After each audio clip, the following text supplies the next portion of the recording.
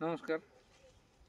यावर्षी घड निर्मिती जी जास्त झाली आहे, म्हणजे यावर्षी ज्यावेळेस पाऊस मे एंडिंगला चालू झाला त्यावेळेसच मी म्हणलं होतं की दरवर्षी आपल्या बागा पाणी कमी पडतात म्हणून अडचणीत येते. त्या यावर्षी ज्याच्या बागा निरोगी राहतील त्याच्या बागामध्ये सगळ्यात जास्त घड निर्मिती ही यावर्षी झालेली दिसत आणि त्याचं प्रत्यय आता थोडक्यात आपल्याला जाणवायला लागलं. कारण आता जो खोडा येतोय त्या खोड्यामध्ये 60-70% जास्त घड बाहेर पडलेले दिसतात.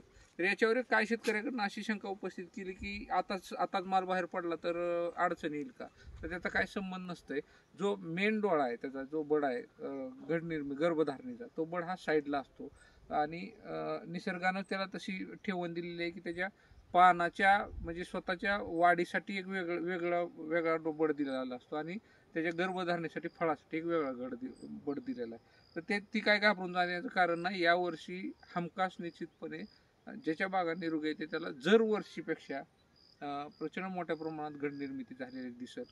कारण सगळ्या क्षेत्रामधल्या द्राक्षीच्या बागेच्या मुळांनी काम केलेलं आहे आणि यावर्षी जे आपण काम केलं तर बरं का, एप्रिलमध्ये जे आपण गावखत भरलं तर ही बघा याच्यामध्ये जी व्हाईट रूट आहे ही किती मोठ्या प्रमाणात आहे बघा.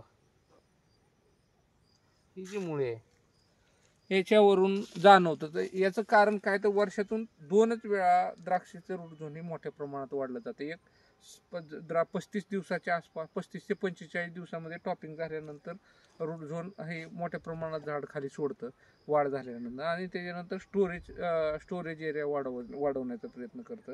तर ही जी रूट झोन आहे ही व्हाईट रूट आहे आणि ही ज्या बागेमध्ये जास्त प्रमाणात आहे त्या प्लॉटमध्ये घड निर्मितीवर चर्चा करायची गरज नाही.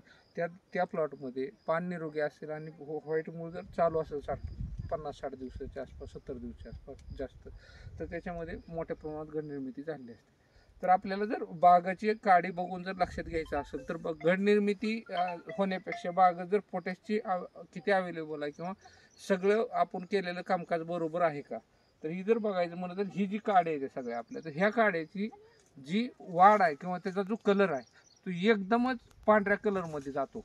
कमीत कमी 1-1.5 फुटाचा एरिया आणि परत डायरेक्ट एकदम सगळ्या काड्या एकदम बघा ह्या कशा एक कलर म्हणजे एकदमच व्हाईटमधून अशा लालसर कलर पडत चाललेल्या आणि ही काडी 10 दिवसाच्या पूर्ण पक्वतेकडे जायला मदत होते. जर पोटॅशची मात्रा जास्त प्रमाणात असली बागेमध्ये तर कुठल्याही प्रकारची अडचण येत नाही. दुसरं एक सांगायचं म्हणजे ही जी रूट झोन द्राक्षीला यावर्षी थोडंसं सुटण्याचं प्रमाण आहे. तर त्याचं एक सगळ्यात महत्त्वाचं कारण ही द्राक्षी वेल ही काडीवरती किंवा खोडावर बियापासून येत नाही. तर द्राक्षी वेल ही थॉम्सन मानेची म्हणजे बियापासून पण येणारं वाण आहे. परंतु ह्या वाणामध्ये हा खोडाला म्हणजे लाकडालाच अगदी रूट झोन तयार होऊन वाढणारा वाण आहे आणि याच्यामध्ये जर पाऊस काळ झाला तर याची जी साल आहे त्या सालीमध्ये जी पाणी साचतं आणि त्याच्यामधून ती आपण जसं डाळिंबाला गुठी बांधतो तशी अवस्था झाडाची होती आणि तिथून मुळं मोठ्या प्रमाणात झाड सोडण्याचा प्रयत्न करतं आणि ज्या कंडिशनला मुळं वर सुटतात त्याच कंडिशनला रूट झोन झाडांना खाली जमिनीमध्ये पण सोडलेला असतो. तो पिरियड असतो 50 दिवसाच्या आसपासचा.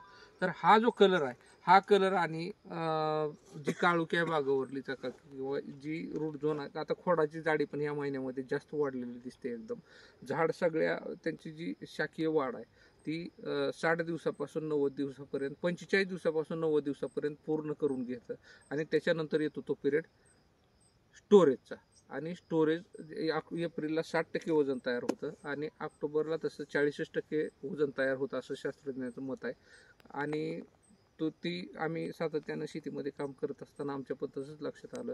ज्याची बाग एप्रिलला उत्तम त्याचा ऑक्टोबर अगदी गोडवा होऊन जातो आणि ते म्हणूनच त्याला ऑक्टोबर छटणीला आपण गुडवी छटणी म्हणून एक नवीन नाव ओळख त्याची तयार झालेली आहे.